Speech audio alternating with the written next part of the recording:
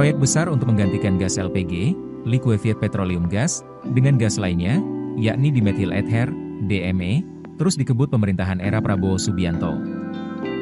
Pemerintah melalui Kementerian ESDM menargetkan produksi massal gas DME bisa terrealisasi pada 2027. DME sendiri dikembangkan karena bahan bakunya berasal dari dalam negeri.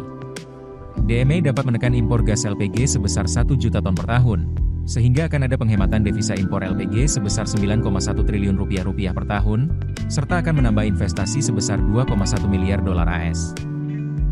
Percepatan realisasi DME sebagai pengganti LPG sendiri tercantum sebagai salah satu proyek strategis nasional yang diatur dalam Perpres No. 109 Tahun 2020 yang diteken di era Jokowi.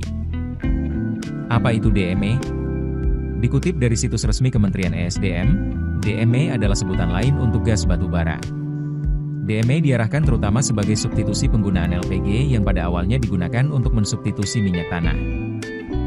Proyek gasifikasi batubara ini sangat vital bagi perekonomian Indonesia, karena 75% penggunaan LPG di dalam negeri itu berasal dari impor.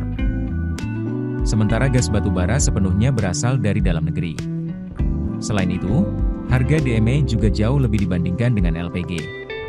Karakteristik DME memiliki kesamaan baik sifat kimia maupun fisika dengan LPG. Lantaran nyaris sangat mirip, gas batubara ini dapat menggunakan infrastruktur LPG yang ada sekarang, seperti tabung, penanganan, dan penyimpanannya.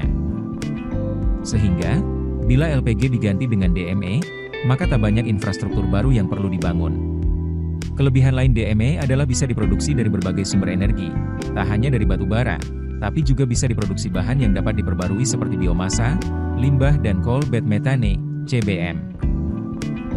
Namun saat ini, batu bara kalori rendah dinilai sebagai bahan baku yang paling ideal untuk pengembangan gas DME. DME memiliki kandungan panas, calorific value, sebesar 7.749 kakcal kilogram, sementara kandungan panas LPG senilai 12.076 kakcal kilogram. Kendati begitu, DME memiliki massa jenis yang lebih tinggi sehingga kalau dalam perbandingan kalori antara DME dengan LPG sekitar 1:1,6.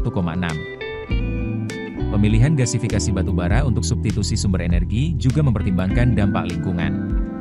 DME dinilai mudah terurai di udara sehingga tidak merusak ozon dan meminimalisir gas rumah kaca hingga 20%.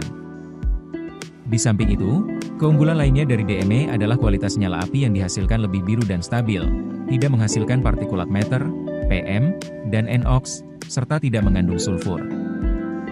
DME adalah senyawa ether paling sederhana mengandung oksigen dengan rumus kimia CH3OCH3 yang berwujud gas sehingga proses pembakarannya berlangsung lebih cepat dibandingkan LPG.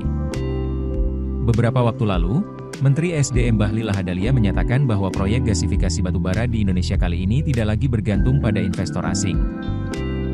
Bahlil mengatakan bahwa pemerintah, melalui kebijakan Presiden Prabowo Subianto, akan membiayai proyek gas DME ini dengan sumber daya dalam negeri, baik melalui anggaran negara maupun swasta nasional. Kata Bahlil, proyek DME sempat mengalami kendala karena investor asing, seperti Air Products dari Amerika Serikat dan juga investor lainnya dari Cina, mundur dari kerjasama. Namun, kali ini pemerintah memastikan proyek akan berjalan tanpa ketergantungan pada modal asing. Keputusan bisnis terbaik datang dari data, bukan tebakan. Mudah berlangganan Business Insight dengan subscribe with Google.